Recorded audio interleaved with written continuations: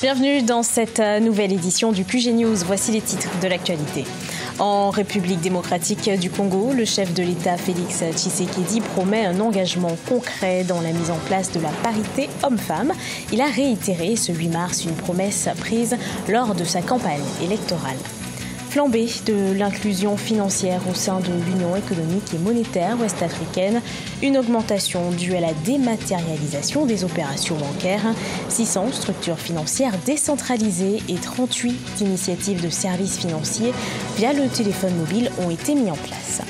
Et puis au Togo, des toilettes modernes, de nouveaux lits et des salles d'accouchement neuves. Les femmes enceintes bénéficieront d'un confort et d'un cadre plus sain à la maternité publique de B à Lomé, un don de la fondation Agir Ensemble. Mais tout d'abord, maintien des scrutins en République démocratique du Congo. Flory Kabange-Numbi, le procureur général auprès de la Cour de cassation, a formulé une lettre au président de la CENI. Ça demande le report des élections des sénateurs et des gouverneurs prévues en ce mois de mars. Il justifie sa demande par la nécessité d'effectuer des enquêtes sur les allégations de corruption autour de ces élections. Une requête qui a fait face au refus de la CENI. Les élections des sénateurs sont prévues le 15 mars et celles des gouverneurs de province le 26 mars 2019 et ils auront bien lieu. En République démocratique du Congo, Félix Tshisekedi s'engage à contribuer à la mise en œuvre de la parité homme-femme dans les institutions. Un engagement fait ce 8 mars à l'occasion de la Journée internationale des droits des femmes. Reportage de notre correspondant Jacques Amboka. Lutter contre l'inégalité des genres afin de rendre la parité une réalité sous son règne, c'est l'engagement pris par le président congolais Félix Tshisekedi. C'est à l'occasion de la Journée internationale de la femme célébrée ce vendredi 8 mars que le chef de l'État s'est ainsi adressé à un groupe de femmes dites exceptionnelles par l'excellence dans leur domaine d'activité. Je suis engagé lors de ma campagne présidentielle, je contribuerai efficacement à la concrétisation et à la mise en œuvre, autant que possible, de la parité homme-femme dans les institutions de notre pays. Pilotes, ingénieurs, bâtonniers, elles étaient 24 qui ont échangé avec le chef de l'État en ces jours dédiés aux femmes. Le président de la République a encouragé les femmes à s'orienter dans le domaine de la science, la technologie et les inventions, comme le cas de Thérèse Kirongozi, inventrice des robots qui régularisent la circulation. Nous, les femmes, on ne se donne pas beaucoup sur la nouvelle science ou dans l'intelligence artificielle, mais nous devons vraiment redoubler nos efforts et nos capacités parce qu'il n'y a pas de choix. Si nous voulons être un pays développé, nous devons emboîter le pas. Félix Tshisekedi a eu à cette occasion une pensée pieuse pour toutes ces femmes victimes des atrocités perpétrées par des groupes rebelles à l'est du pays. Le chef suprême des armées a promis de ne ménager aucun effort pour l'éradication de ces groupes. Rappelons que le thème retenu pour la Journée internationale de la femme cette année, c'est penser équitablement, bâtir intelligemment, innover pour le changement.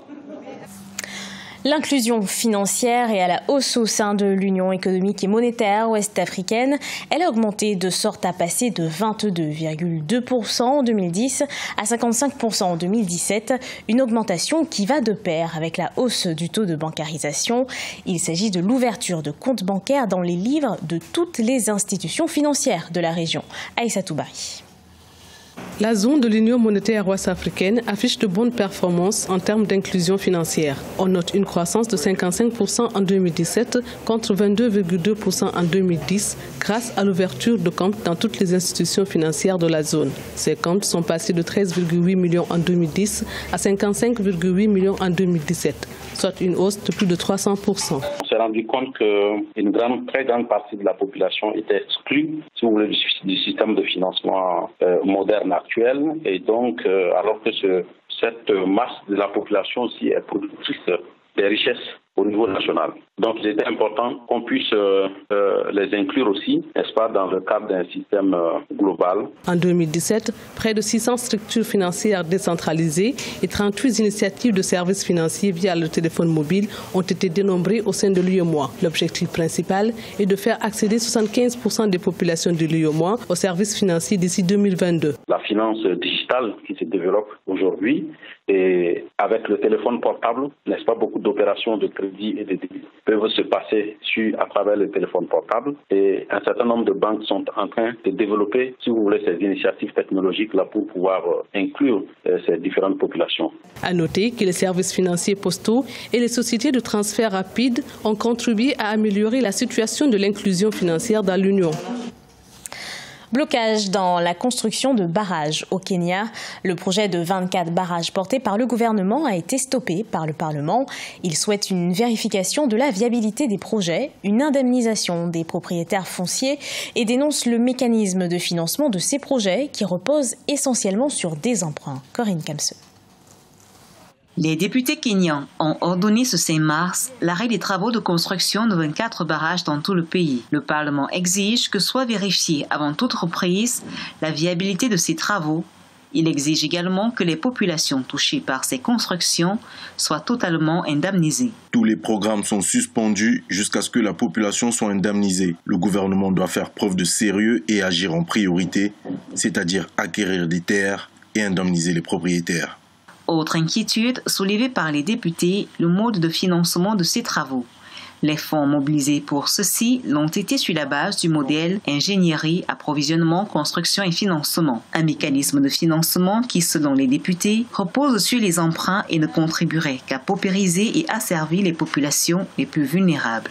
La seule manière de pouvoir être efficace dans le secteur du développement de l'énergie aujourd'hui, c'est de libéraliser complètement les secteurs dans la production, dans la distribution, mais également dans le transport. Ça éviterait que le gouvernement ne s'attire les suspicions, encore moins les critiques de ceux qui pensent qu'on endette les générations à venir sans aucune garantie de rentabilité. En rappel, cette suspension effectuée par les parlementaires intervient quelques jours après un mouvement d'humeur sur le site du projet d'irrigation du cours inférieur de Nzoia à l'ouest du Kenya. Les populations riveraines ont bloqué l'avancement des travaux. Elles réclament l'équivalent de 12 millions de dollars. Leurs terres seront inondées par les eaux de ce projet d'irrigation. Du 9 au Togo, l'hôpital public de Baie dispose d'une maternité neuve et d'équipements modernes. Un don de la fondation Agir Ensemble pour l'Afrique en appui avec l'ONG M Afrique. Les précisions d'Aimé Fakofi. La maternité du centre de santé publique de Baie a Lomé rénové. Elle dispose désormais de toilettes modernes, de nouveaux lits, des salles d'accouchement neuves et bien d'autres matériels médicaux.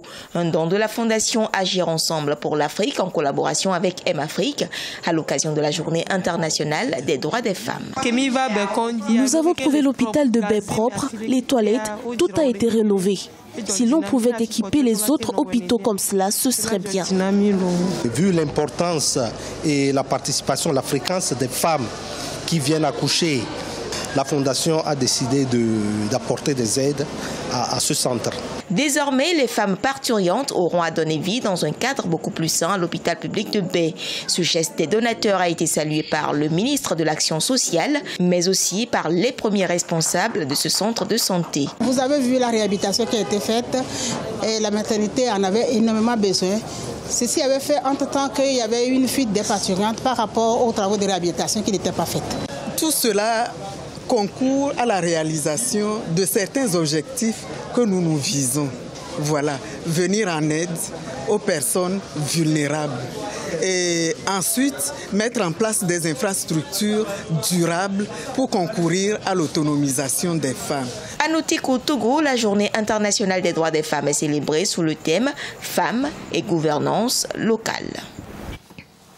Ce journal a été préparé par l'ensemble de la rédaction. Merci à vous de l'avoir suivi. Dans un instant, une nouvelle édition de l'actualité sur Africa 24.